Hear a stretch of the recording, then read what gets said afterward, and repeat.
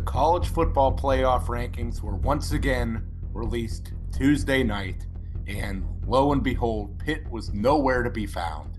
7-4 USC, 7-3 Oklahoma State, 6-4 Iowa State, 7-3 Iowa, all ranked. Memphis, Cincinnati, Boise State, SMU, Appalachian State, all ranked. Pitt has proved it can hang and probably beat all these teams.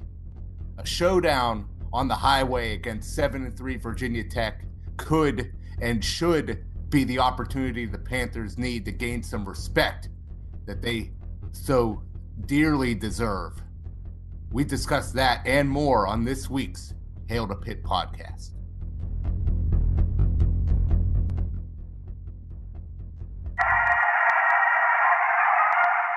What was your message about finishing it in these final 30 minutes? Well, it happened in West Virginia where we knocked off number 2.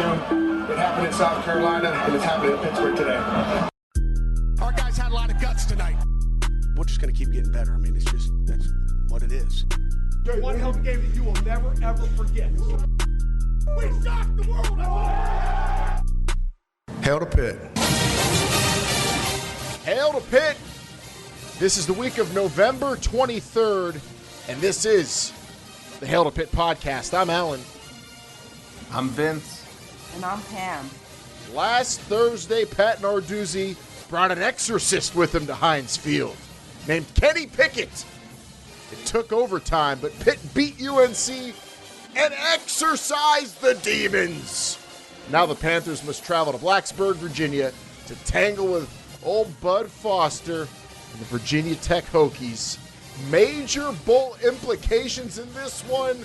Pam, I know you're a bit under the weather. We thank you for powering through with us this week because it is indeed the biggest week in the history of the show, dare I say it.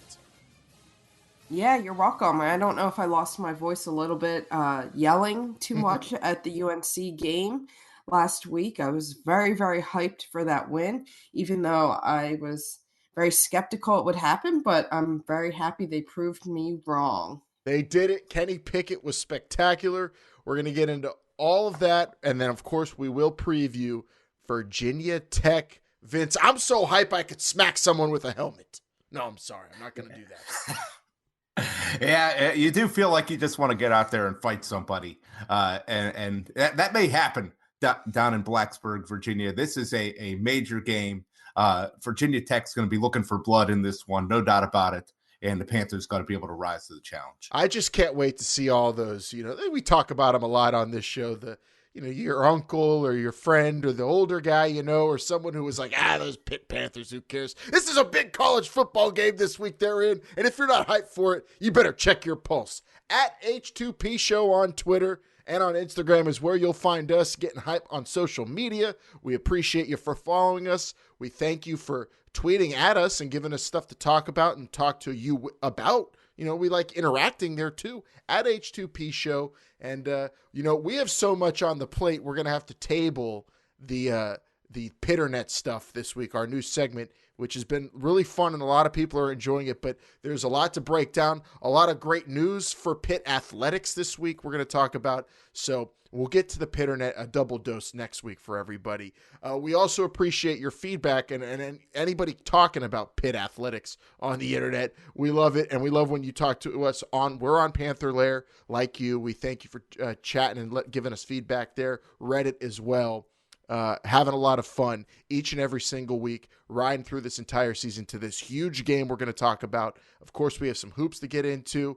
And of course, we are brought to you by Pretty Easy Podcasts. PrettyEasyPodcast.com is where you go if you want to start a podcast like this one. If you're a big fan of a sports team, if you have great cooking tips, if you want to do, a show about creepy monsters that live in your area of the country that nobody knows about. I don't know. You go to prettyeasypodcast.com. You can do a show about anything and you get your own personal producer who helps you take care of all the production. All you got to worry about is having fun and doing a show like we do. That's prettyeasypodcasts.com. Before we get to a North Carolina review, shout out to Pitt men's soccer.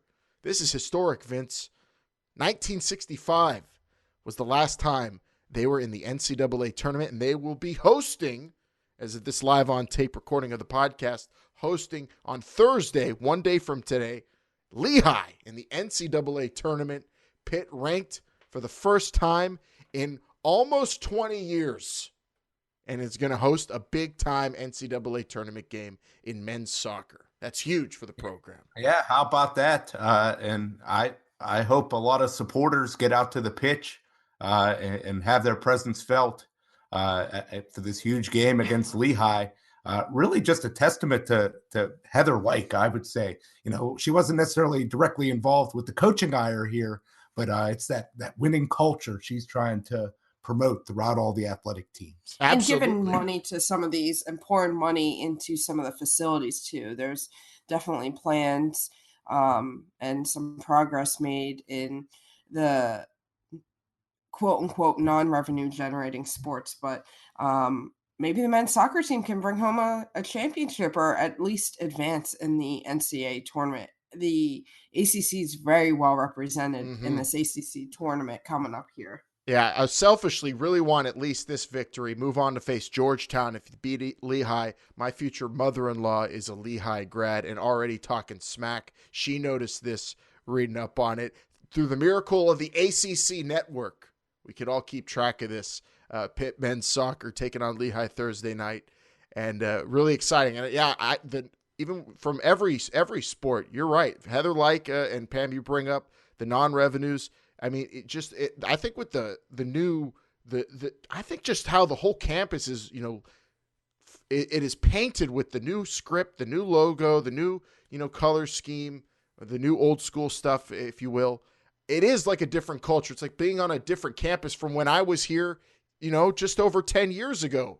And it feels different. It feels bigger, and it's awesome. And I think Pitt men's soccer, Pitt women's volleyball most certainly exemplify this new attitude across all Pitt athletics, and it is awesome to see. Cannot wait for that game. But we need to look back before we look ahead for Pitt football UNC on a Thursday night when the Demons were exercised. I thought it was an impressive win, for our kids, on Thursday night. I love the effort they played with. They played hard, flew around, played tough, were physical.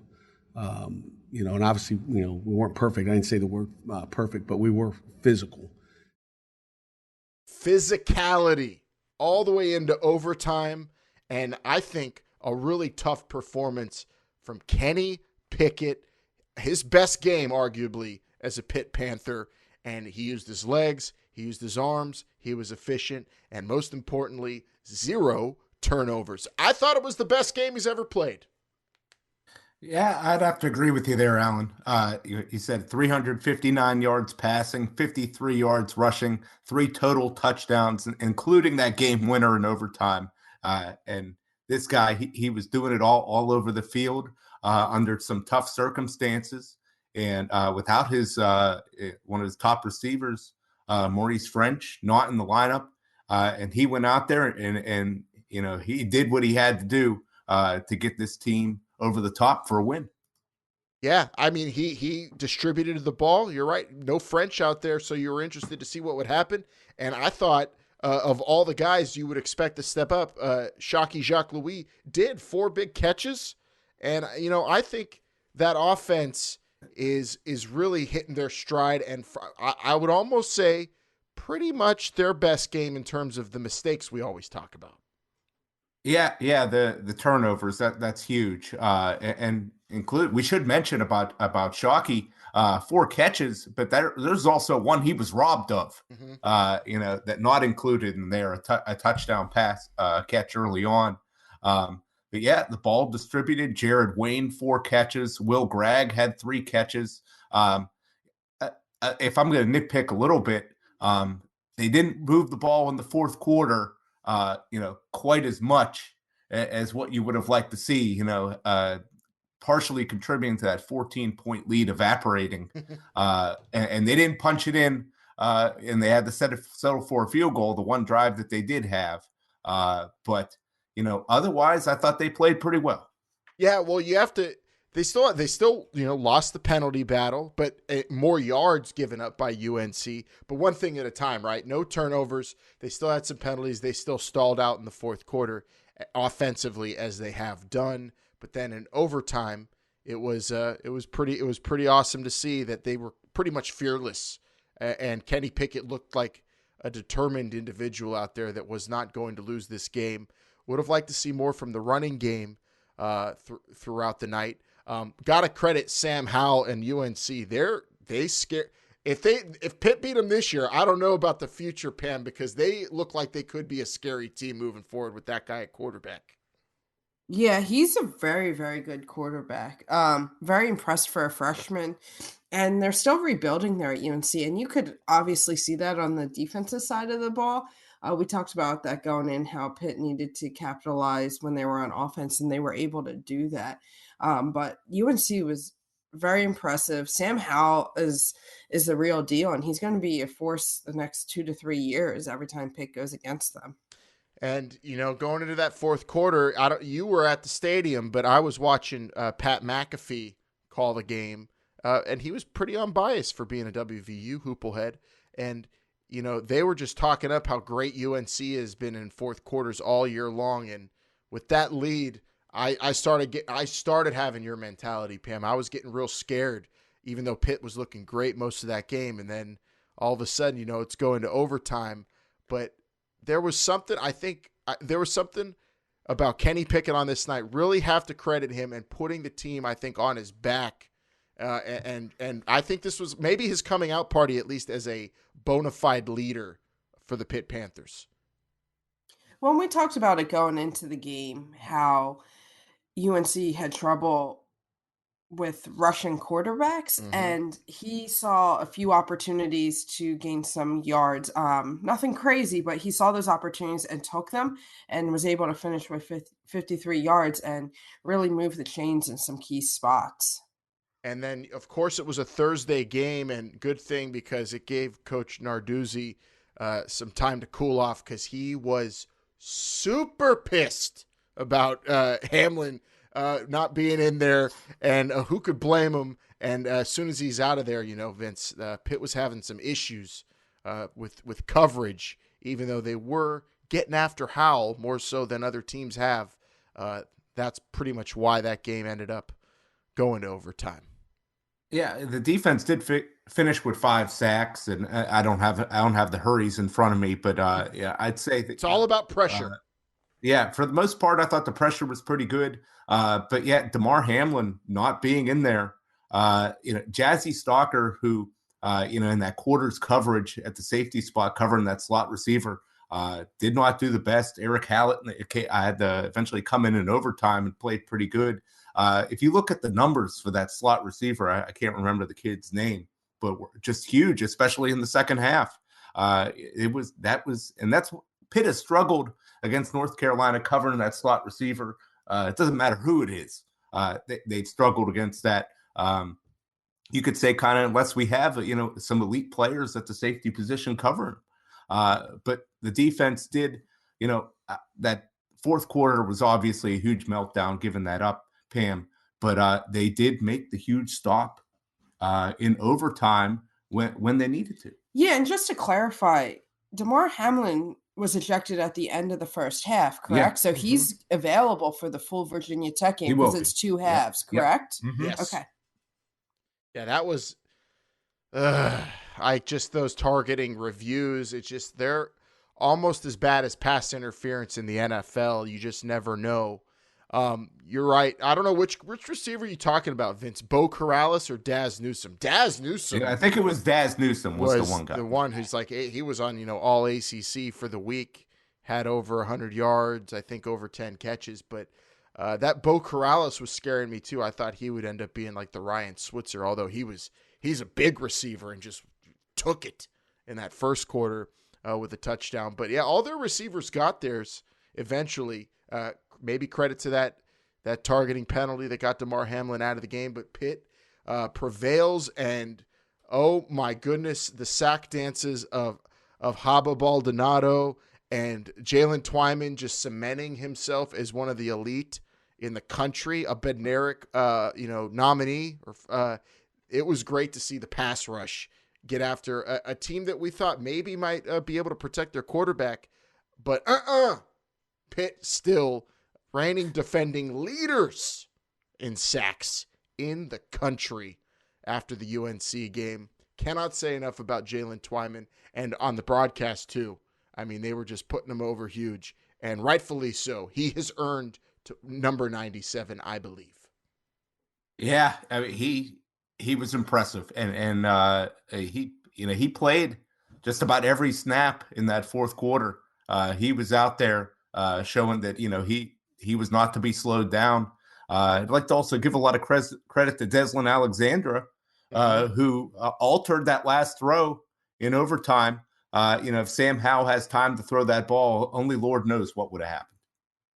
Pitt survives or exercises, whatever you want to call it. They got the W against UNC, and that sets us up. In the end, it's about W's. Yes, it is. And at the end, that sets us up for what is just, as big of a game in Blacksburg as it can get for Pitt and Virginia Tech.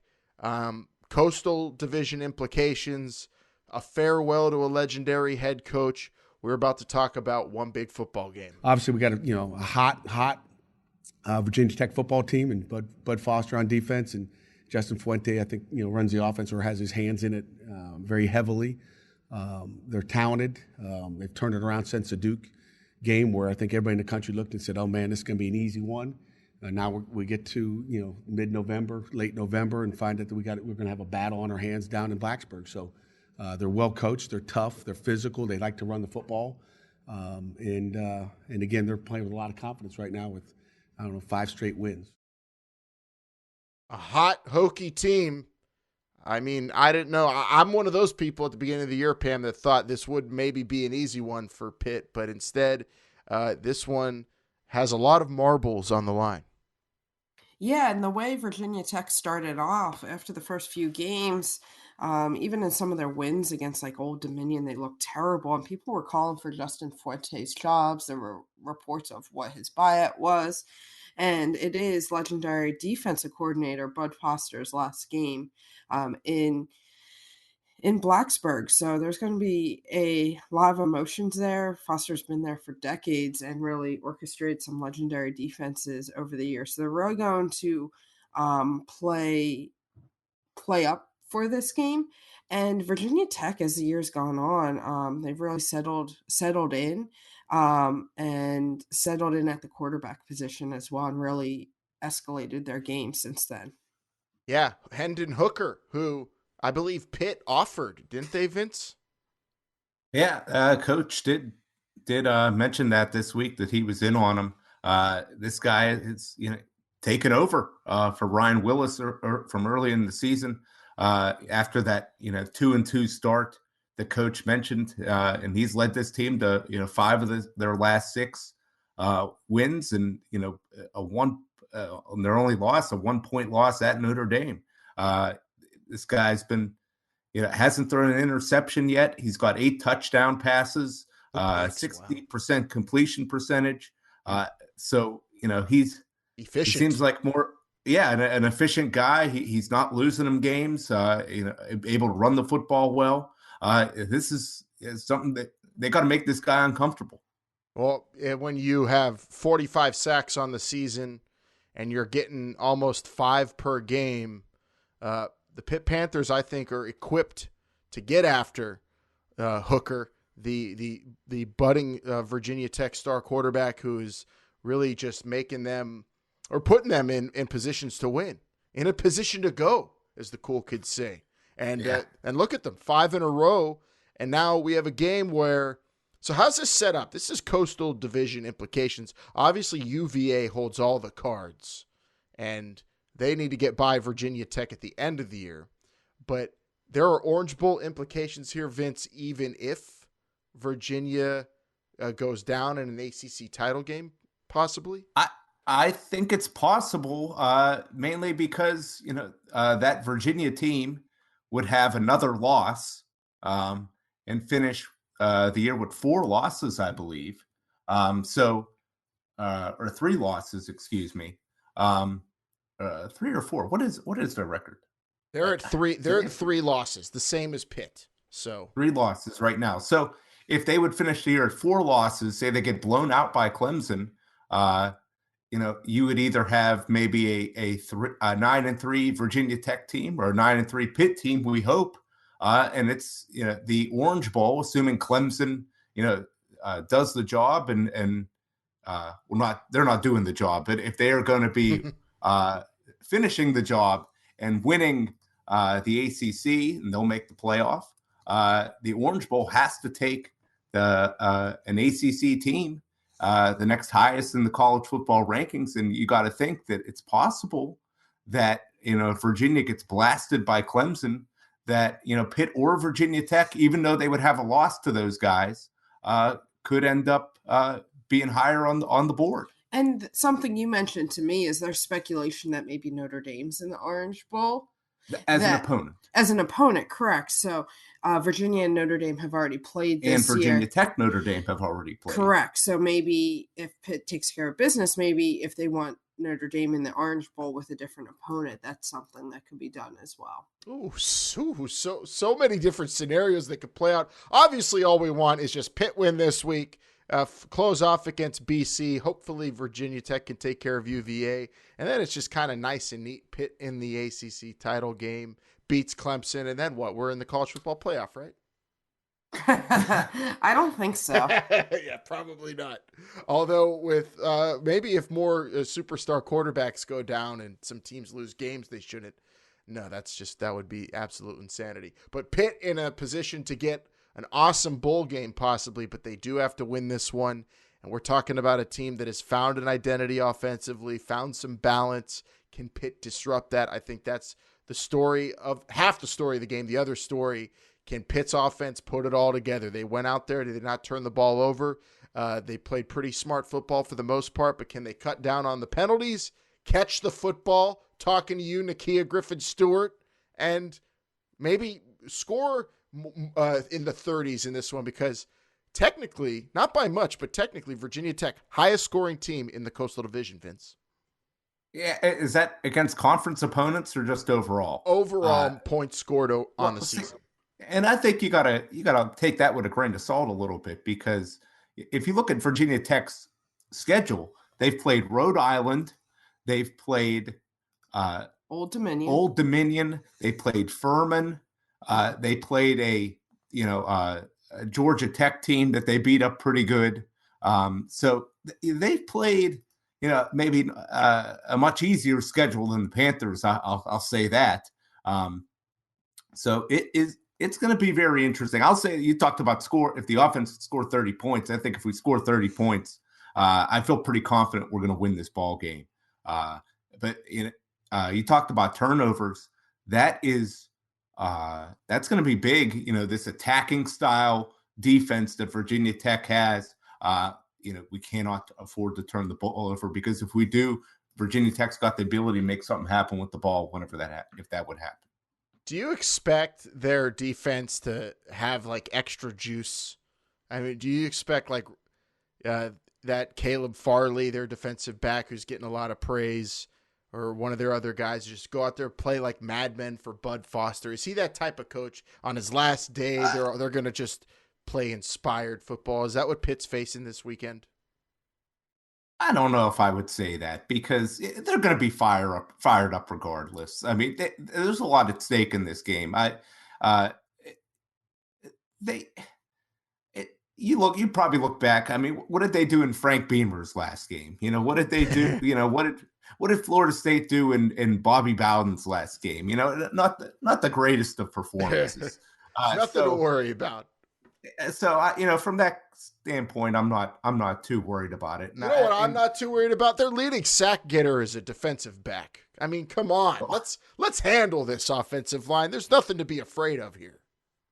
Yeah, and maybe use some of that to an advantage. Try to use the screen game. Let them get upfield. We've been pretty effective on the screen game this year, I would say. I'd like to do that. And you talk about the Virginia Tech's going to be coming in this game fired up. I think Pitt Pam, is going to be coming in this game fired up. They finally got past this team that they haven't been able to beat. So they got to be feeling pretty good about this right now. They had a few extra days to prepare. They went to the zoo to relax themselves. Saw the giraffes. So I think they're ready to come out firing in this game. I really do. You don't think they're going to have a letdown game? I think they had enough time. They had the extra time off to prepare. This is a huge game, and maybe that should have Pitt fans be a little nervous. When was the last time Pitt played a game where both teams were 7-3 or better? Yeah, I don't know. I don't have it in front of me, but it seems like it's been a long time. What about when they played Clemson that year? I think we already had 4 losses by that time. I really do. And just think of this. This is what I would be thinking about. You still can end this season with 10 victories. Double-digit victories still possible.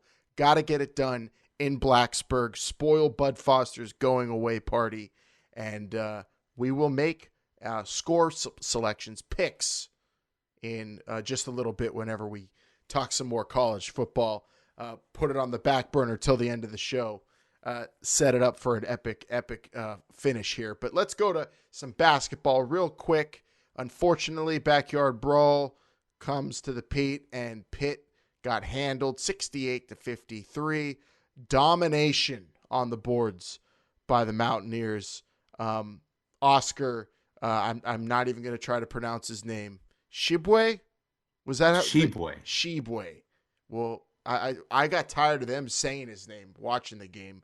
I mean, that was thoroughly just a dominating performance by a big, mean dude. I felt bad for Pitt's young guys down low, but they just couldn't handle that guy. 20 points, 17 rebounds. Yeah, and you talked about gave up 18 offensive rebounds, got out-rebounded by 20. And what's so disappointing is Pitt was only trailing by 1 point at the half. And they just couldn't stay in this game at all. And it didn't matter who they put down low to stop this guy. Brown, Hamilton, Tony, Champagny, George, Coolbody. It didn't matter. Nobody had an answer for this guy, this freshman, which makes it double hurt because this guy was right in our backyard. It would have been nice to have this guy at Pitt right now. Just very disheartening to see that nobody could even put up any resistance at all. He's legit though. He was legit. It was actually it was fun to watch a dominant performance by a college basketball player. Unfortunately, it was against our Pitt Panthers and it was from a WVU Mountaineer, but he's very good, Oscar Shibwe. But what I want to see moving forward is, okay, you've established you're going to need to see improvement, from your bigs. But how about just shooting better? I mean, the second half shooting, when you are just not Coach Capel has even said this. You are not going to be more talented really than anybody you play. That means you need to be efficient. Make your shots when you get them. Take smart shots. Pitt did not do that. That second half was almost unwatchable offensively. Well, it carried over to the first half against Monmouth too. Earlier this week too. Mm-hmm. They struggled shooting the first half there. Yeah, Pam, you're a rebounding expert here. I'd like to ask you this: what's more disheartening? Yeah, shooting 3 for 25 in the second half against WVU and 6 for 25 against Monmouth in the first half, only scoring 21 points in that half. Is that worse than giving up 18 offensive rebounds and being out-rebounded by 20? No, that's not worse at all, because if you rebound, you create extra shots. So if you're not shooting well, but you can rebound, you're giving yourself more opportunities to score, and you need more opportunities to score when you're in a slump like they were. Well, there you have it. Pitt women's basketball got back on the winning track after a loss to Georgetown. They came out and they beat Farley Dickinson, the winless Farley Dickinson Knights. The Pitt Panthers beat up on them, and it was fun to see in that game. You got Cara Judkins and Bug working their style, taking over the way they do, but it actually results in a victory for Pitt. But still, Pam, moving forward, need more out of somebody besides those two. Yeah, absolutely. It was good to see Bug stay healthy and continue to play. She played almost the whole game. She played 37 out of the 40 minutes here, so that was great. Um, Hayford off the bench had 8 points as well, but she also had 10 rebounds coming off the bench, and she played significant time there as well. Gabby Green hasn't shot the best. She was still able to contribute, and later in the fourth quarter, she had some key buckets to really change the momentum in this game. But she needs to improve on her shooting. Overall, the team shot okay from the field. Judkins was perfect, 3 for 3. With 8 points, but they just need to continue to get that secondary scoring and Bug continue to be that leader that she can be.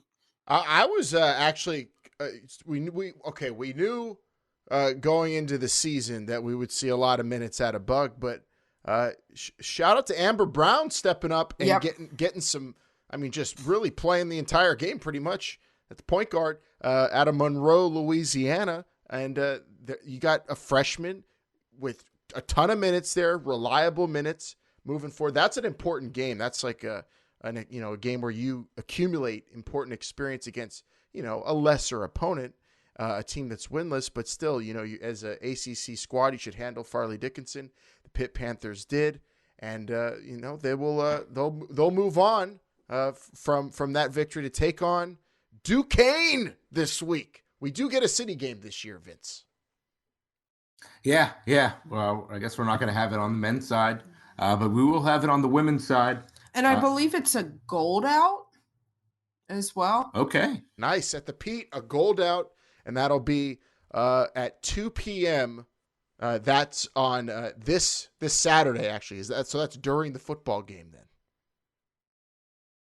At least part of it. A little bit before. Maybe they'll take care of business in the first half. I mean, they'll blow them out. Listen, this is what you do. You go to the women's game, you get all golded out. That's kind of like you're going to have a party. It's a big game. It's a city game, but also a pregame for the huge football game that you're going to walk down the hill and watch probably at, I don't know, Hemingway's or something, Vince. I was going to say, about to say head on down to Peters and watch the rest of the game, but no more. And I will say for listeners who aren't as familiar with the women's game, we typically say college basketball games are 2 hours, and we all know watching men's college basketball, they're more like 2.5 hours.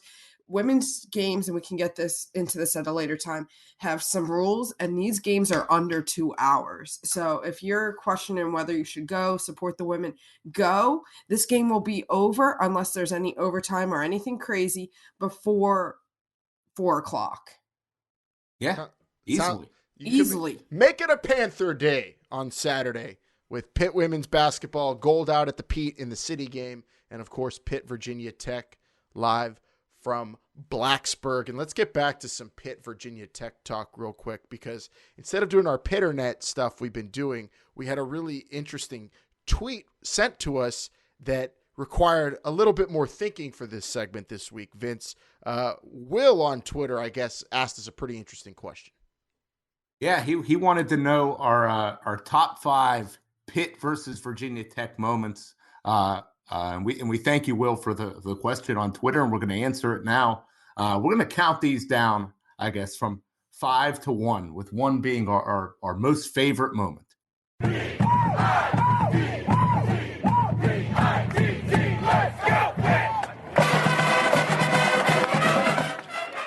Top 5 Pitt Virginia Tech memories. Vince, you want to take number 5?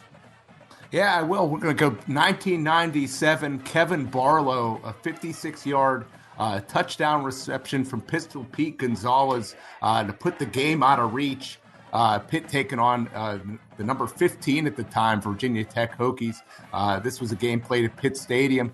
Not a critical play in the game, but this one, did put the game out of reach, and it kept Pitt's bowl hopes alive, which they eventually would make a bowl for the first time since 1989. An 8-year gap there. Wow. I wanted to make this my number 1, but this was we all kind of voted and went back and forth. So this ended up number 4 here. This is last year. This was my homecoming. I hadn't been to a Pitt game at Heinz Field in years. And last year, Quadri Olison gives me, personally, just one of the best memories. A 97-yard, just absolute molly-whopping of a run down the field. It was glorious. Pitt vanquishing Virginia Tech like they were a Division I AA team last year. Vince, that ended up number 4, but honestly could be my number 1 personally, just because I was there. Yeah, it was one of the most dominating runs I've seen of that kind of length. Marshawn Lynch eats your heart out. Yeah, just a tremendous effort, 97-yard effort from Quadri Olison. Alan, I'm going to take these next 2 here. Number 3. 2002, Larry Fitzgerald. To me, this was his real coming out party to the whole country. Pitt on the road at Lane Stadium against the number 3 Hokies. 3 touchdowns from Larry Fitzgerald this game. Just outstanding. I think this really showed the whole country what this kid was capable of. And it started the legend of Larry Fitzgerald that's still living on today. Also, shout out to Brandon Myree running for a 53-yarder at the end of that game. Yeah. That another huge play. But for Will here, we are going with just individual plays or performances, I suppose. But that Myree one, that was probably number 6, I would say. Number 2 here, 2003, Lusaka Polite scored a game-winning touchdown in the final minutes of a game against the number 5 Hokies at Heinz Field. College game day was in town. Just a brutal back-and-forth game, extremely cold, lots of wind, and Lusaka Polite out of Woodland Hills High School scored the game-winning touchdown. You talked about Brandon Myree, you talked about Larry Fitzgerald, Chris Wilson, Rod Rutherford, a lot of big-time offensive talent there. But it was the fullback, Lusaka, getting the game-winning touchdown the game-winning touchdown run against the Hokies. Did Henry Hanoski ever get a game-winning touchdown? I love when we talk fullbacks on this show, but it's not going to be a fullback. Well, it might end up being a fullback for the number 1, because the number 1 moment, Pitt performance against Virginia Tech, the number 1 Pitt versus Virginia Tech memory, it's yet to happen, because it's this Saturday when Kenny Pickett comes from vanquishing demons at Heinz Field to Blacksburg in Virginia, and he takes Bud Foster, he props him up, he says, "I'm sorry, I love you," and he super kicks him right in the face, sending him into retirement and getting Pitt the big victory and hopefully the Coastal Division. Number 1 Pitt moment. There you go. How about that? Well, thank you, Will, for the question on Twitter. Anybody can hit us up with something you want to hear on the show at H2P Show on Twitter. Love the feedback on it. Alan, there is a lot of chatter going on right now about this Pitt team. I think they finally opened some people's eyes, getting by North Carolina, wouldn't you say? Yeah, how quickly people's opinions turn. They were saying a week ago, "Oh, who cares? They're never winning a national title. Why would I watch?" And now everybody I know says they can't wait for the Virginia Tech game, and they're talking about it all over town. Another Saturday coming, and the Panthers are playing. Time to find out what the answers are saying. I was so fed up with how the Steelers are playing that Thursday night. I actually turned the Pitt game on. Yeah, because, ain't nobody was at that game with the Steelers playing. Yeah, I was so impressed with that Pickett kid. He kind of looked like Tyler Palko out there. Oh, yeah, or Rod Rutherford, except he was a righty. Or maybe he was more, actually come think of it, he was more like that Jimmy used to play at Butya's in the bar league. Hell to Pitt. What the answers are saying.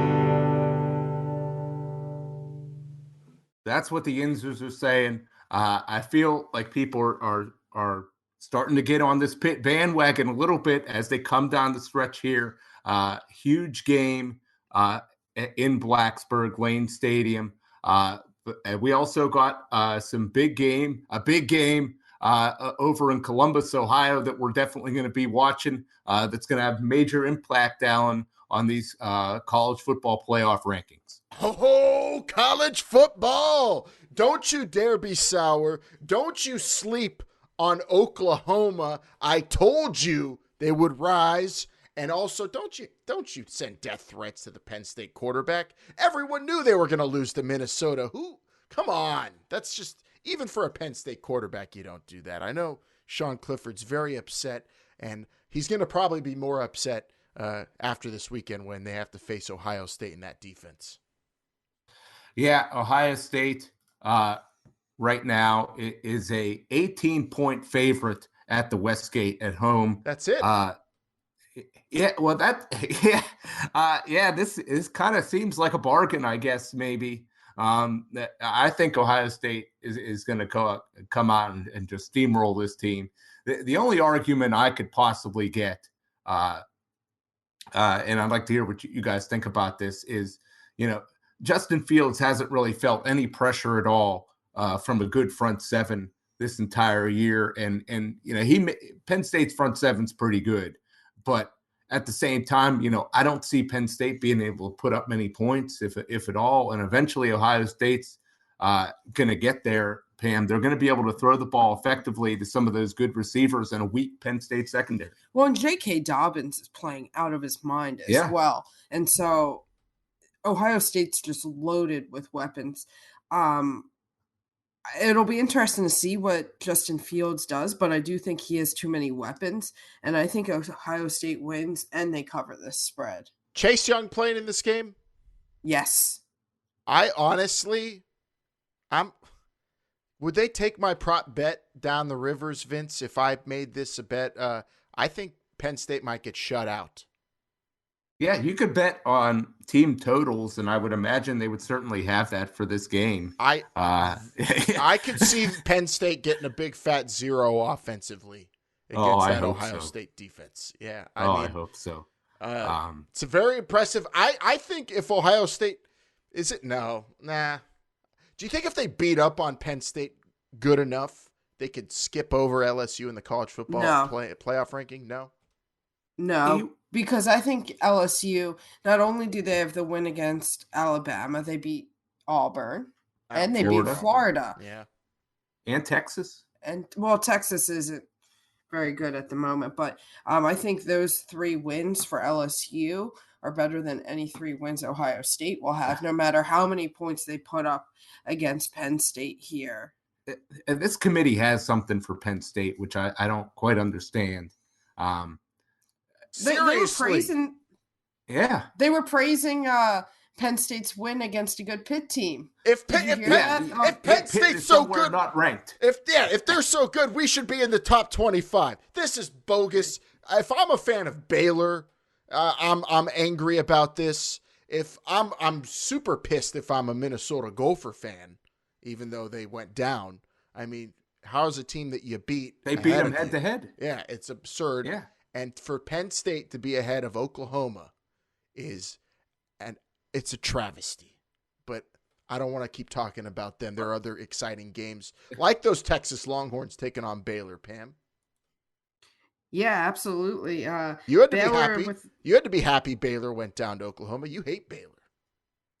I like Matt Rule. I'm not a big fan of the institution. Good or facial the basketball expressions. program. Good facial expressions. Yeah, I like Matt Rule, and I like some of the things he said about issues at Baylor. Baylor dropped with that loss all the way to 14. One of the worst collapses we've seen. Oh my goodness!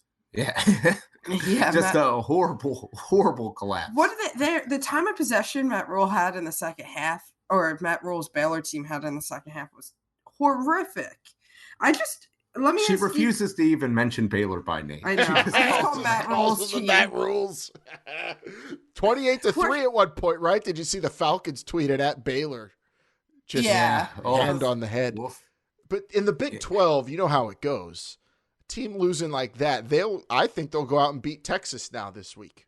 Yeah, Well, Baylor a 4-point favorite at the Westgate against Texas. Texas is tricky in that they could cover some spreads and just not win, but Yeah, I guess it depends on, what Baylor still has left after that.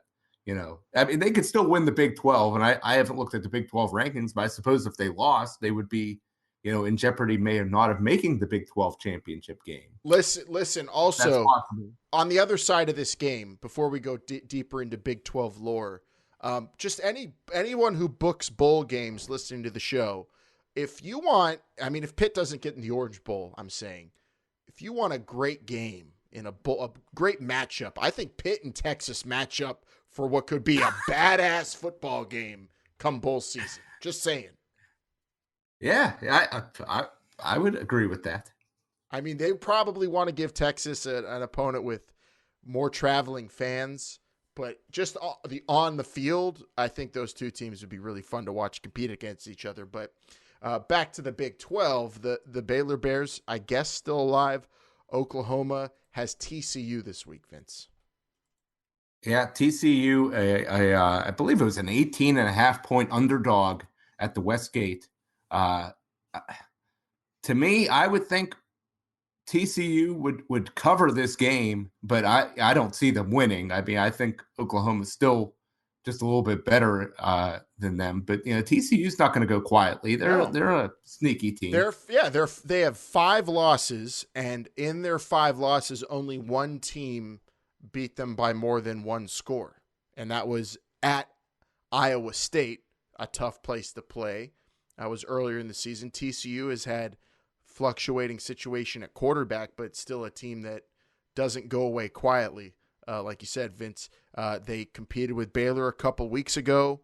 They beat Texas Tech barely last week, but again, this is always a dangerous team in the Big 12. So, and Oklahoma hasn't made things easy on themselves. So nothing is settled in the Big 12. Bad loss for Baylor, but they're still very much alive. And hey, crazy things can happen in the last 2 weeks. I mean, Oklahoma State and Iowa State and Texas aren't giving up hope yet, I'm sure. No, and Baylor, it looks like Baylor and Oklahoma are on a collision course for a rematch in the Big 12 title game. Both sit in 6-1 in conference, where Oklahoma State's 4-3. So unless Baylor or Oklahoma collapse, they would have to lose both of their remaining games. Collapse down the stretch. OU with TCU and Oklahoma State is, I think a little bit rougher than what Baylor's got going on, but I think either way, it's going to probably give us a rematch of what was one of the best games, if not the best game of the college football season. That was very memorable last week. But of course, the biggest game of the week is Pitt and Virginia Tech, and it's about that time for us to pick it, Vince. It's time to have a final score. What's the Westgate telling us when the Panthers go to Blacksburg? Right now, Pitt is a 4-point underdog at the Westgate right now. I'll start this off. I think, this offense, for as much as, up and down as they've been, I think they still continue to get a little bit better. That game against North Carolina, I throw a lot, with all the penalties, right or wrong, I kind of throw a lot of that stuff out that game because, you finally beat a team that's beaten you with 6 straight years, and you finally got past them. So I don't care how you did it. It's important that you did do it. So I think this Pitt team is going to come out here fired up, looking to make a statement here and break into those top 25 rankings. A lot of people are doubting them. Jesse Palmer's doubting them. We heard him talk about on the college football rankings preview last night. We were watching, and he said, there's only one ACC team in the rankings, Clemson, but Virginia Tech will probably be in next week after they beat Pitt. He just swept them under the rug. Pitt is really getting disrespected here. I think they're going to come out fired up. I think Virginia Tech has been severely overrated all year. I understand that they've played a lot better after their shaky start, but they haven't played a whole lot of good teams. And they certainly have not beaten a team with this kind of defense that Pitt's going to be throwing at them. So that's why I like the Panthers here. And I'm going to say a score of, I'll say 27-13. I think we're going to come out really and just squash them. Oh, like a bug Foster on Saturday in Blacksburg. Pam, you got a score? Yeah, after that long soliloquy, how do I follow that? I do think it's going to be a little bit closer here. I think the Pitt defense is going to step up. I think it's going to be a 23-19 game. Ooh, 23-19. Can I get an amount of turnovers from the Pitt offense in this game? Or the special teams? Got to throw them in. Hopefully 0. I'd say 1. I think there's going to be 1. 1. Okay. Well, hopefully it's not a backbreaker. That's what I'm most concerned about is holding on to the Pitt's football. going to win.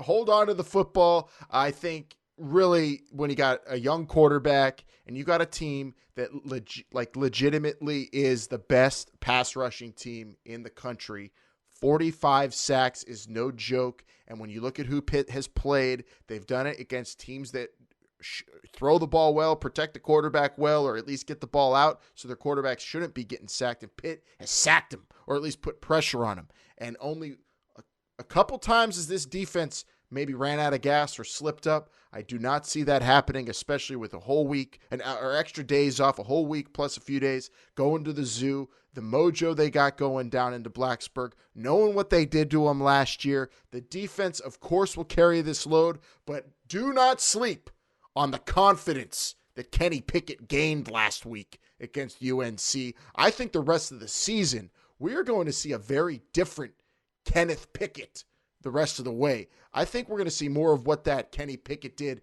in the UNC game or the Miami game a couple years ago. I think he's back, and I think Pitt wins 31-20, stomping on him just like last year. Maybe not as bad. I don't know about a 97-yard touchdown run, but Panthers win by double digits. And then Mr. Palmer and anybody else doubting the Pitt Panthers will all of a sudden act like, oh, yeah, well, of course they're top 25. They got 55 sacks on the year. Oh, it's a shame they haven't been there all year. Just watch that happen, Vince. This defense, I think, is going to be coming out here fired up. I really do. And I'll say, Virginia Tech, more of a running team. I know Pitt didn't do the best at stopping the run this past week against North Carolina, but traditionally, still keeping people under 100 yards every week. Yeah, traditionally still a good run stopping team, and something that Pat Narduzzi wants to do. They're going up against a quarterback who has not yes, he's been efficient, but can he make the big plays that can hurt him? Is he going to be able to consistently drive the ball down the field, dinking and dunking against Pitt? I don't see that happening. I think the Panthers are going to come out here making a statement. Somebody say something about getting fired up. What a Saturday we got. Gold out for Pitt women's basketball, Pitt Virginia Tech. This is going to be one of the most fun weekends of the year, Pam. Absolutely. Hail to Pitt. Vince, Hail to Pitt. Oh my goodness. I'm so hyped. I'm not going to hit anybody with a football helmet, but I might do some fist pumps in the air. I might make up cuss words like Coach Narduzzi, and I know I'm going to be celebrating because I feel it. That defense is coming.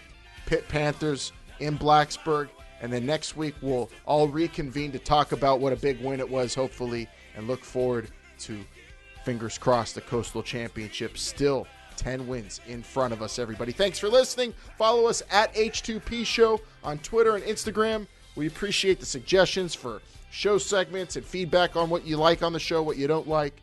We love it all. And, of course, we'll be looking at what you're saying on the Pitternet to talk about it next week. Hail to Pitt, everybody.